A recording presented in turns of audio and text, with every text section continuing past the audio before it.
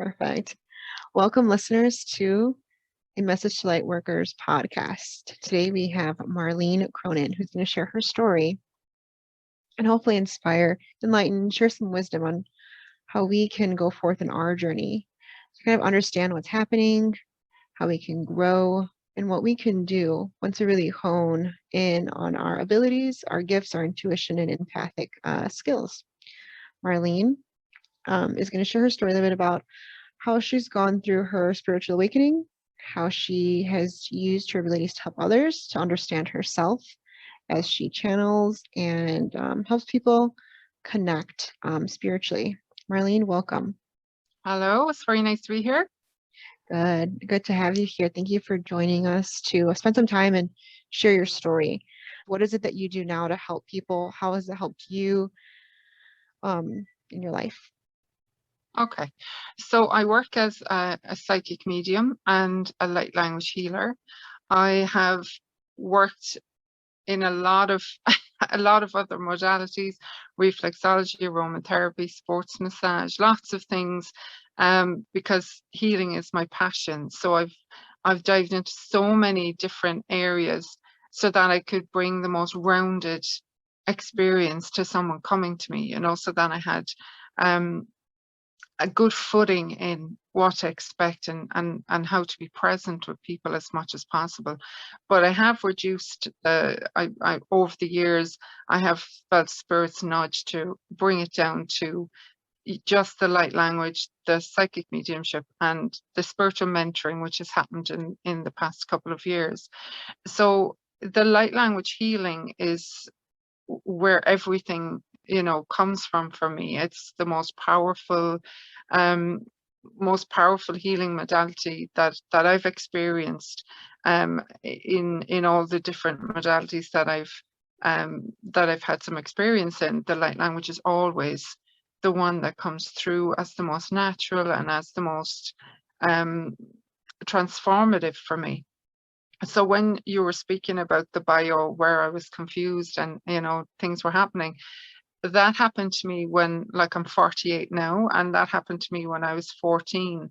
I was very interested in all things spiritual from a young age, and I was meditating, and next my body started to move of its own accord, twisting and contortions, and these sounds were coming out of my mouth. And at the time, my parents were very much into the charismatic movement, and they used to speak in tongues, and so it sounded familiar, but at the same time it was very strange, because there was all these different voices speaking through, and some of them were quite, like, sounded angry, and it was just really, really confusing for me. And my parents were like, they were very religious, but they were also very fearful. My mother had a lot of fear around anything like that, because she would say it was from the devil, or there was a lot of fear around it. So it took me a long time, years, like it was 33 years really, before I felt the push from spirit to put it out into the world. And that's when I started my YouTube channel. I went on Facebook with it, and I started to offer it in session. But before that, it really had to move through me in a very powerful way, and that took many years. I would see all my timelines. I would experience all of the times that I died from working as a spiritual healer, whatever. I saw all the different shades of right and wrong that I did in my life. I experienced so much. And then when I started to work with people in person, I would see their face transform into these different faces. And I would know that was the same kind of thing, that through the session, those timelines were being healed or integrated. And when one, say, face would kind of stay there for longer, then I'd know that that was maybe the core issue of why the person had come to me. And it was all done like really, really effortlessly and naturally. But I did for a long time not understand about, you know, detaching from it. So if I was feeling all the pain of the person, I would attach to it on a human level and say, oh, that's so awful for them. And then I would be drained. I would be drained afterwards. But when I started to understand that, I could sort of, if you like, step back and let the light codes take over and do the work, that I didn't have to attach to it. Then I found that I could do the work and then go about my day, unless it was a particularly heavy session, which can still happen. But I found that I was able to separate the human from the work and just, you know, just trust that the codes were doing exactly what they wanted to do. So what I find is, like, from the YouTube channel alone, I find a lot of people reaching out how to use light language, how to activate it, why are they experiencing what they are when they hear it. The psychic mediumship work, I you know, I connect people to their loved ones in spirit. I do a spiritual mentoring, which helps them to make sense of their gifts and where they are on their spiritual path. And I see the whole experience as spiritual. So it's not in a neat little box. It's when the person comes to me, I look at their whole life, how their relationships are, how they're, you know, how they present themselves to the world, where they may be feeling held back. And I will usually get insights then into those areas that are most pertinent, if you know what I mean. And that's how I work. I used to give individual readings, but what I found was that, for me personally, what I found that people were expecting me to put them back together in an hour. And it went from being something very, you know, light and, you know, the curiosity of, you know, what's possibly ahead, to people wanting me to predict outcomes for them. And my belief is that there are multiple outcomes, and all we get is a snapshot of energy, the highest timeline usually. But it's completely, the person is the complete operant power in their life. And I found that, you know, people wanted me to just give them answers, and I'm all about empowering people to get that for themselves. So then what I did was I just made a combo where if you did want the reading, you got the healing as well. So that way, that any issues that came up then in the reading, the healing at least would give them some sort of a balancing point. But people were asking so much for the readings that I just offered then an MP3 recording. So it's not the same kind of dynamic. They ask one question and they get the question answered. So that's kind of in a nutshell. Mhm. That's kind of in a nutshell what I do, Sandora, and I love it. I'm very, very passionate about my work. I genuinely love people. I genuinely care about them. I care that they thrive.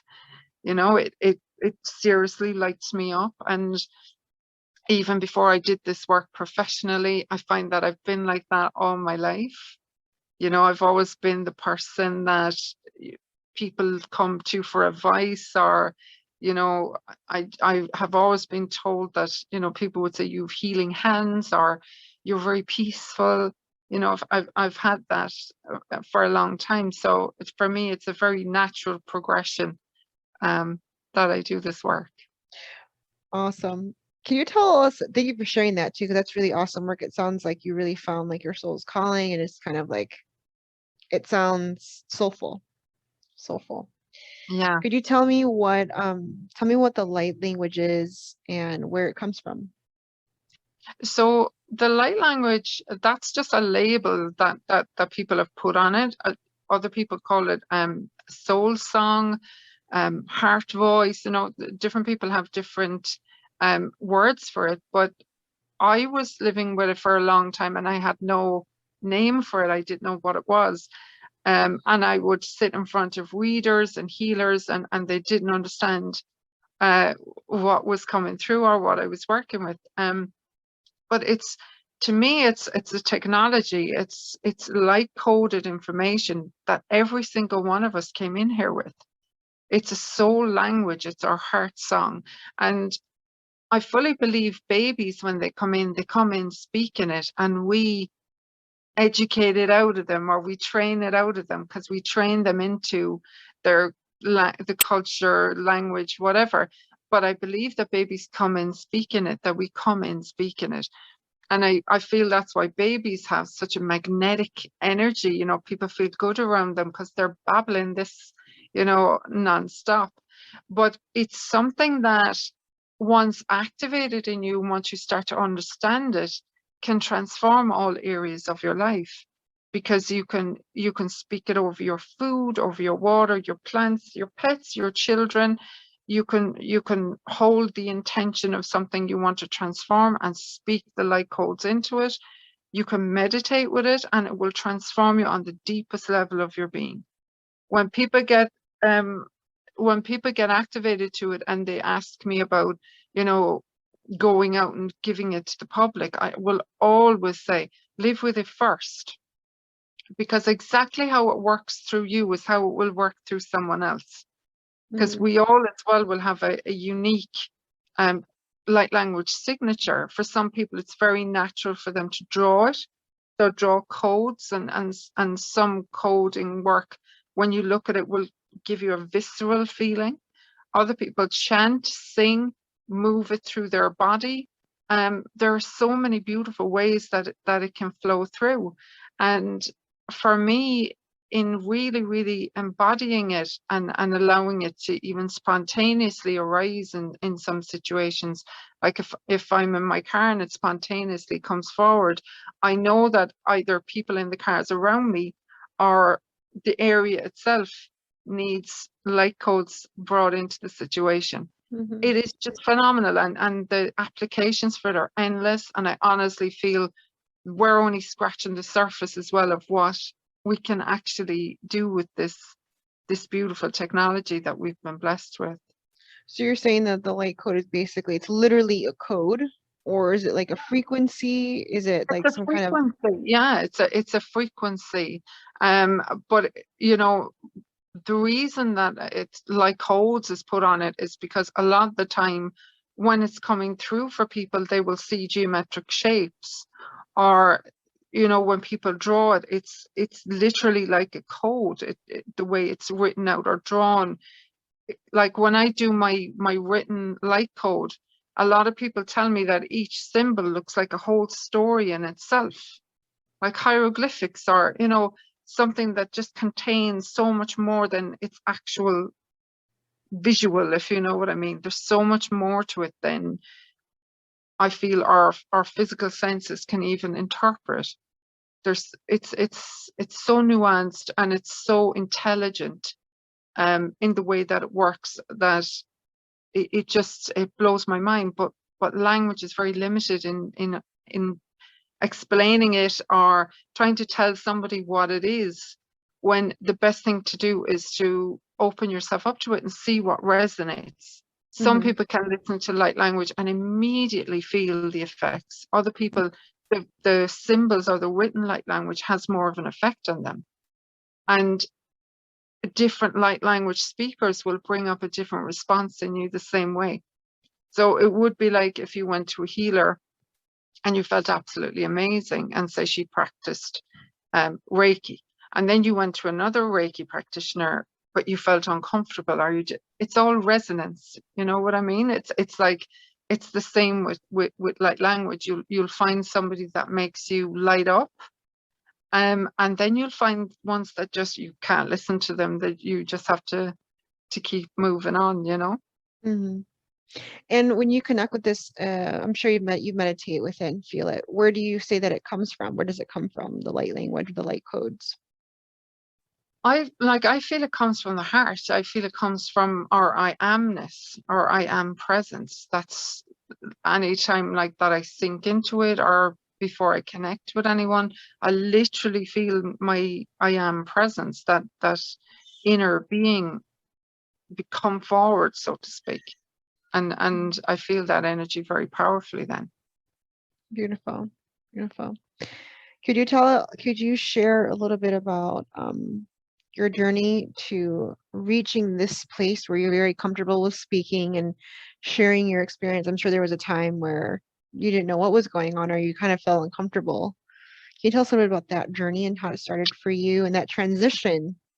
Yeah, I still feel like that, being honest, Bri. I was still nervous before Yeah. coming on to this call. I would still have nervousness because I'm naturally shy. So I would still I just trust, I just open to it and I say, okay, for the highest good of everyone involved, and I open myself completely to it. Um, when they asked me, when I felt the nudge that they wanted me to put it on Facebook, by they I mean Spirit, I really resisted because it's so strange to look at it and hear it. It's like, and a few years ago when I started doing it, there was very, very few doing it at the time. And I remember saying to them, okay, I'll do it, but you have to really back me up on this now. And when I did the Facebook, there were so many colors, really visible colors, and people were like, wow, what's this? And I was so grateful, that they gave me a backup, because I was so mousy, I was so timid, even trying to, I was rolling in the chair like this, and I was so timid, but I'm so proud of that, Marlene. I'm so proud of her, really, for doing it. And anything after that, the same when they gave me the nudge about YouTube, I was probably the most clueless person you'd ever meet about anything to do with technology. And I said, okay. And I started putting the videos up, and I just completely surrendered it, that whoever will find it will find it. And then I was on YouTube for about a year, and then it just really took off. Um, and I just honestly, Sandora, I just have the feeling that I always feel I'm connecting to a soul. Yes. And even if one person comments and says, oh my God, that really lifted me, that really made me feel better, that's enough. That's enough for me. Um, I honestly feel that the speaking part comes easy because, um, like I said at the beginning, I love people. I genuinely care about them.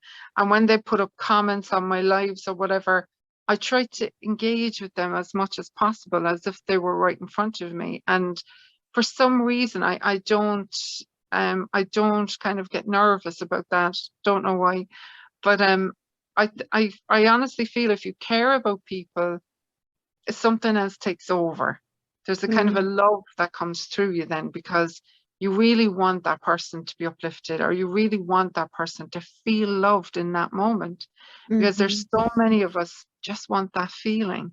We want to know we're not alone. We want to know somebody else can look us in our eyes and actually connect and care, Right. and that's what I try to do in my videos, when I go on, when I talk to anybody.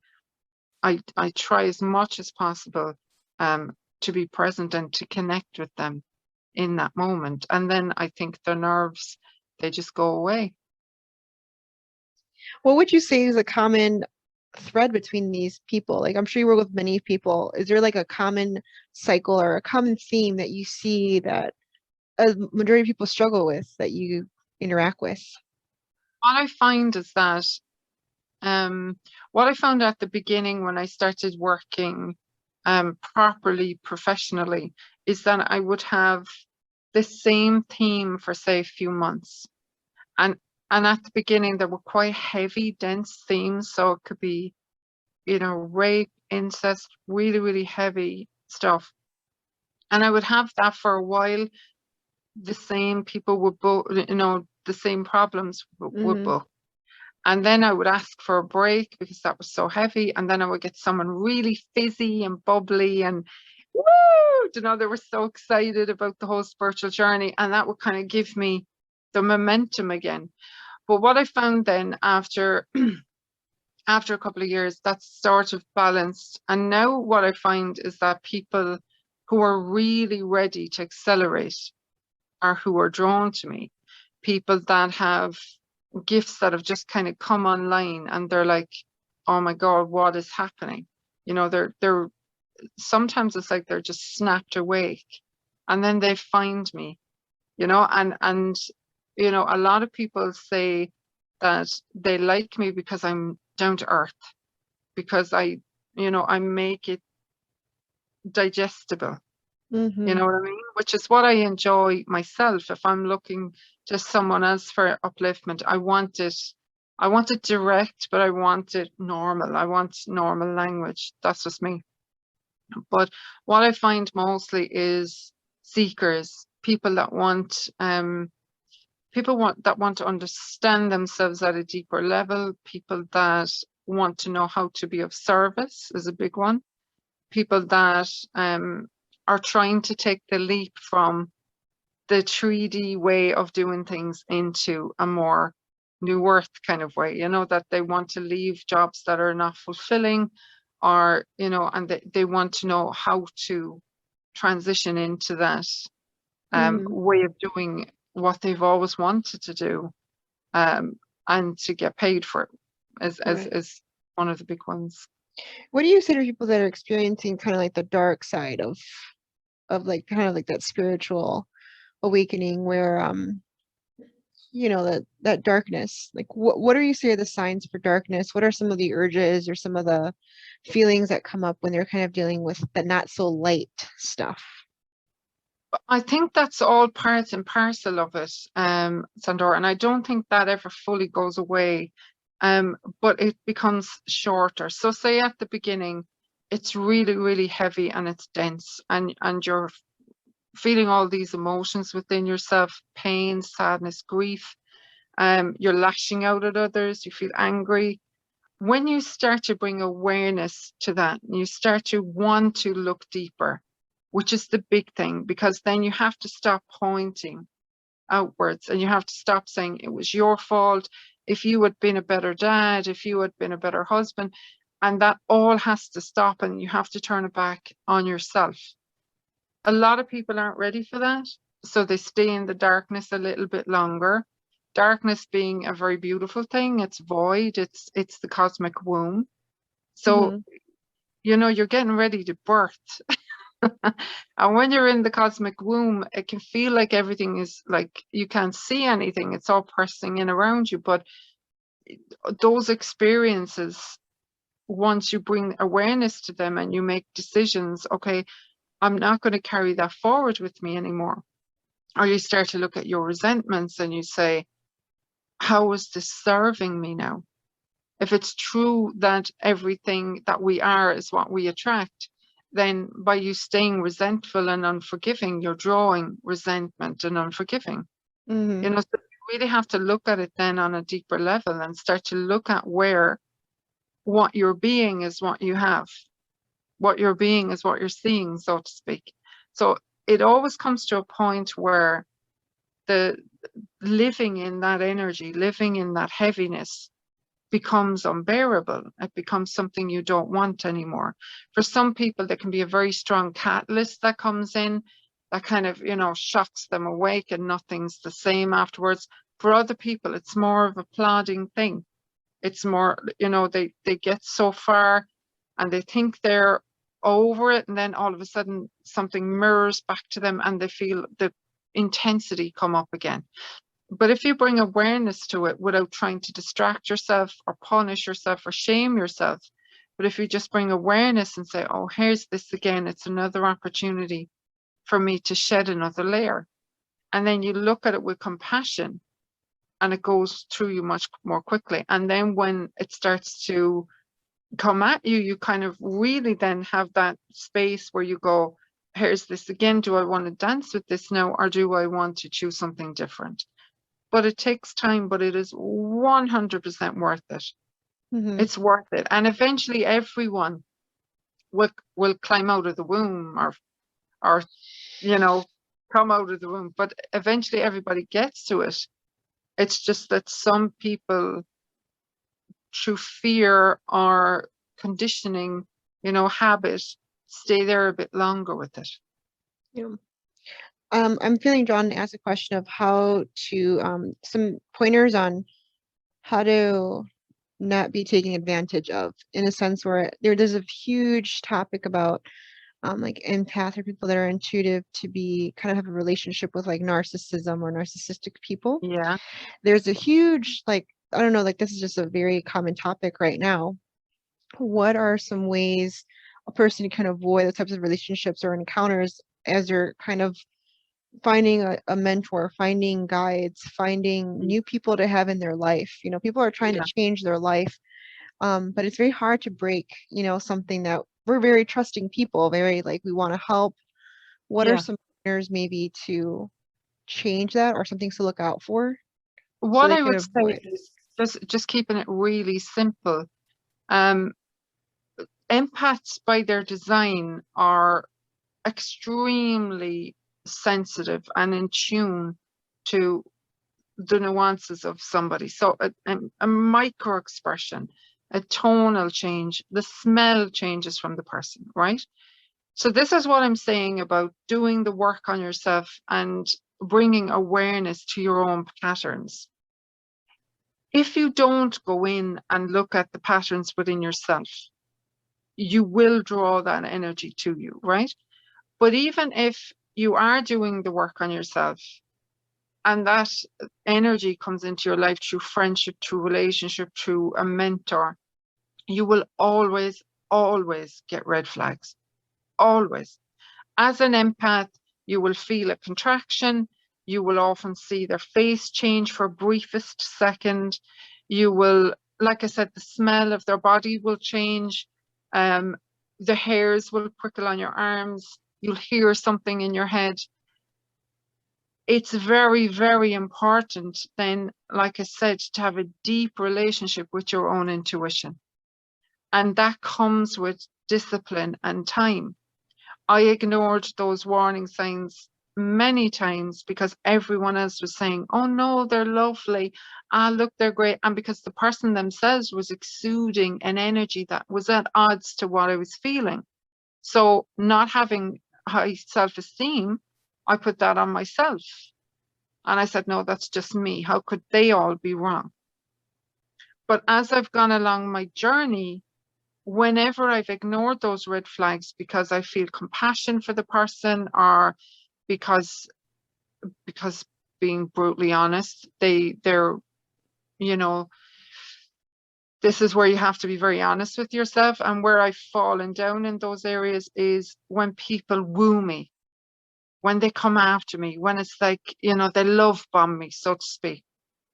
And I've had to go in and look at that and like being very honest here. When I was growing up, I wouldn't have had a lot of friends. And the friends that I did have would only want me if they weren't talking to their real friends. You know what I mean? So I always felt that lack. I always felt that lack of, you know, not being good enough to be a main friend or, and it definitely colored things even into my adult life. So that is something I have to be very aware of. If I start to feel that somebody is cool Mm, or they have this energy where they have it all together, that now for me is a warning bell to kind of take a breath, step back, and check in with myself.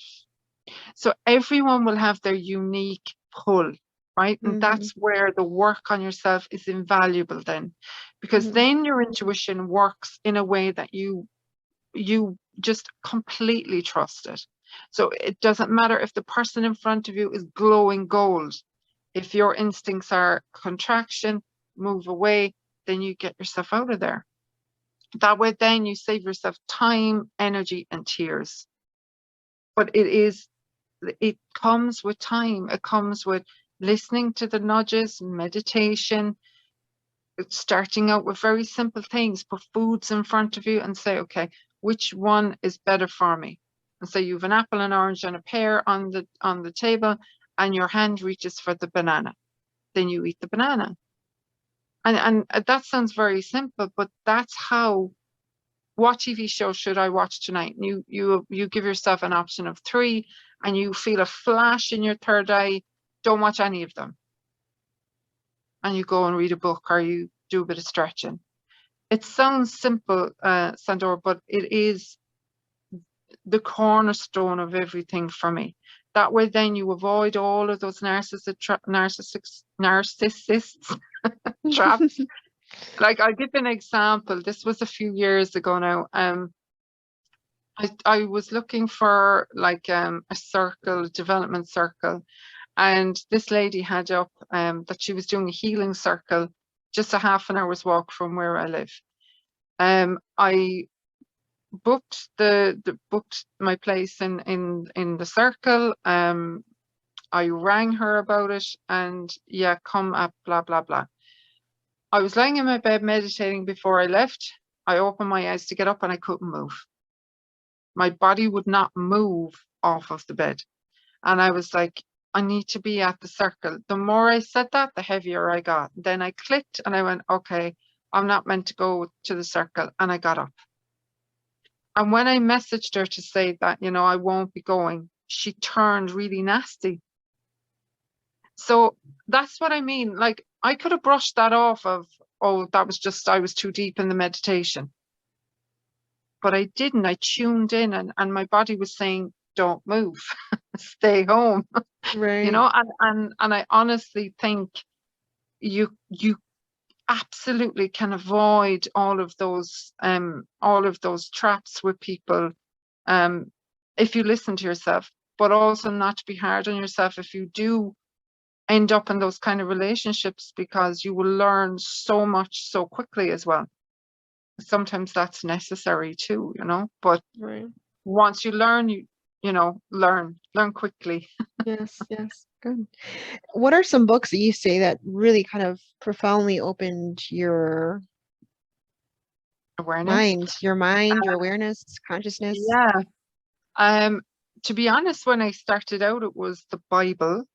And I really found a huge amount of comfort in the Bible, which I now see as a metaphysical information as opposed to literal historical information. But I see so much information in that. When I started out, it was Louise Hay, you know, You Can Heal Your Life. That was a huge book for me. But now, if somebody asked me, I would say Florence Scovel Shinn's book, The Game of Life and How to Play It. She was actually influenced Louise Hay. Anything by Neville Goddard. His books are phenomenal around creating the life that you want, that you are the operant power in your life. I find his work amazing. Joe Dispenza's work is good as well. The Becoming Supernatural, but they are a tome. So if you're not someone who can get through a big book, you know, maybe look at the YouTube videos instead. But one of my favorite books ever was from Tosha Silver, Outrageous Openness. And it was basically about surrendering to the divine and handing over your worries and your cares in a way that you understand on a deep level that your path is perfect. And I reread that book a lot. It gives me a lot of comfort. And for unraveling dynamics, like we were talking about, Byron Katie's book, Loving What Is really, really powerful. I'm writing these down.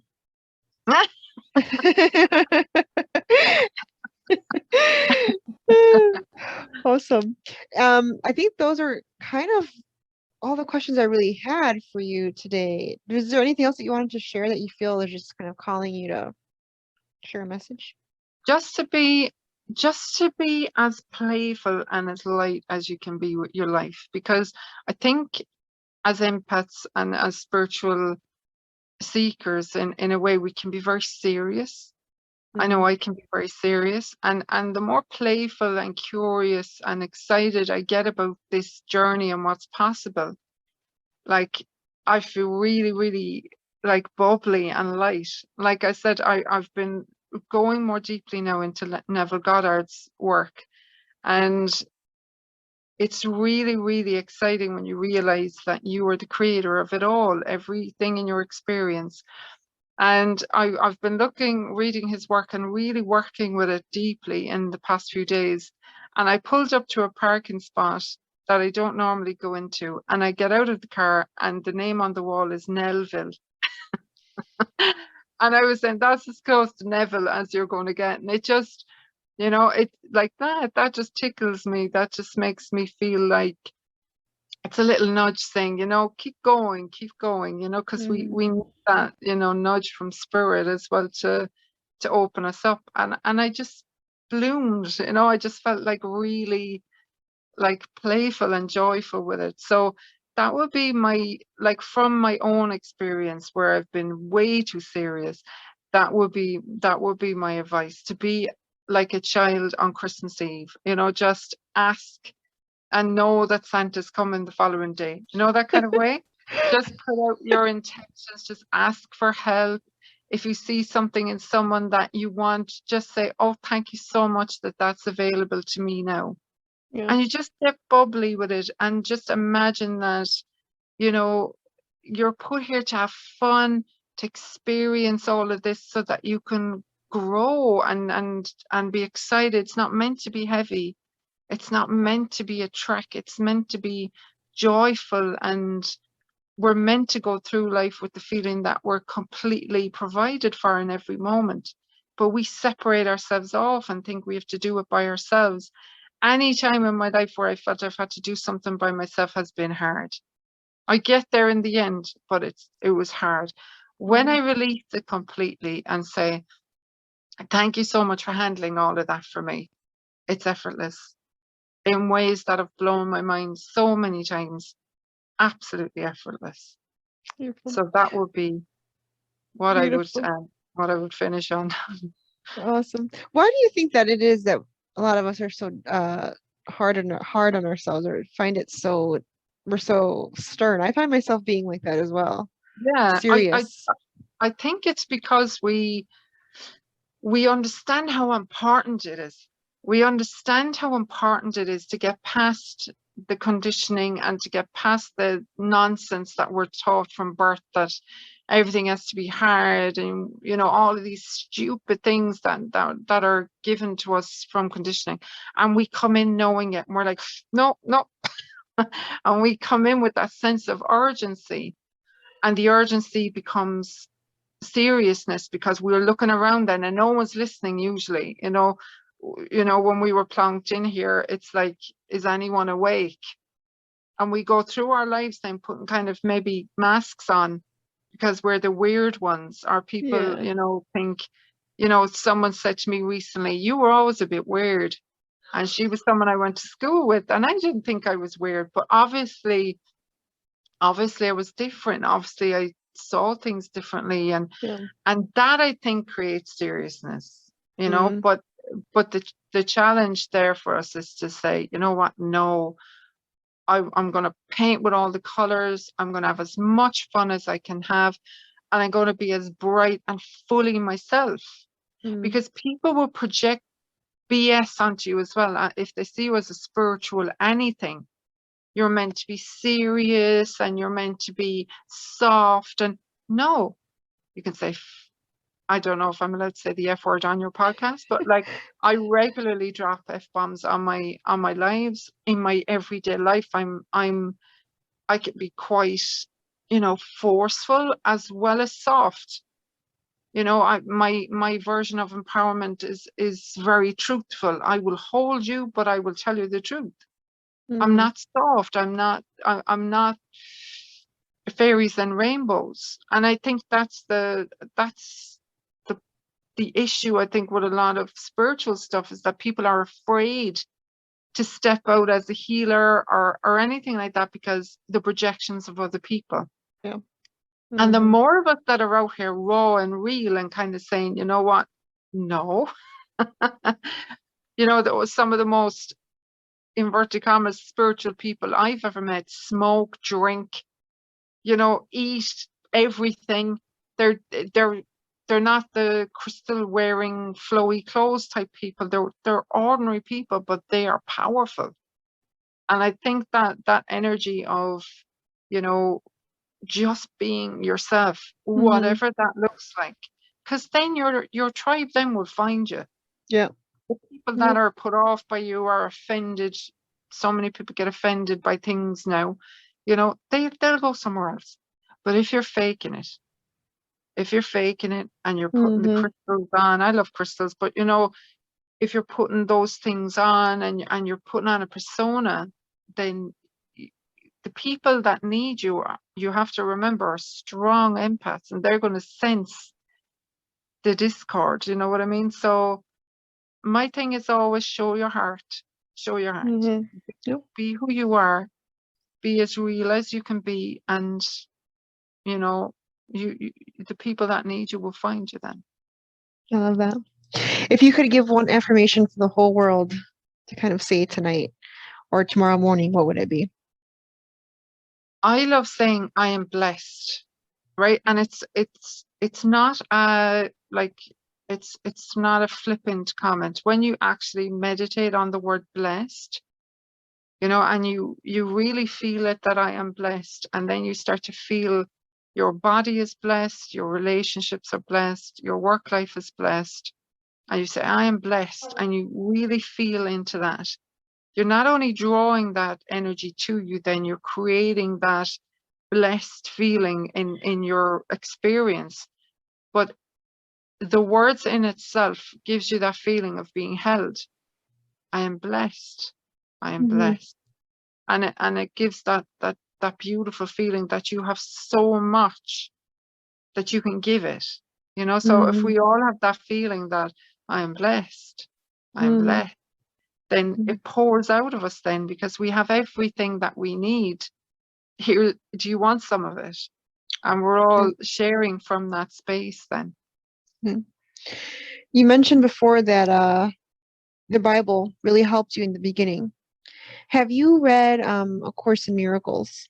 Yeah, What do you say? What do you feel about the two? I feel that the Course in Miracles, it actually took me originally 2 years to read it, to get through the lessons.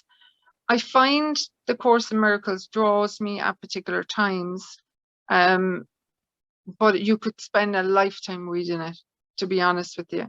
Whereas for me, the Bible is easier to I don't know, it's hard to explain it, but I've always had such an affinity with Jesus and his Mm, message, and that he mm-hmm. kind of disrupted all the nonsense of, you know, superiority and all of that.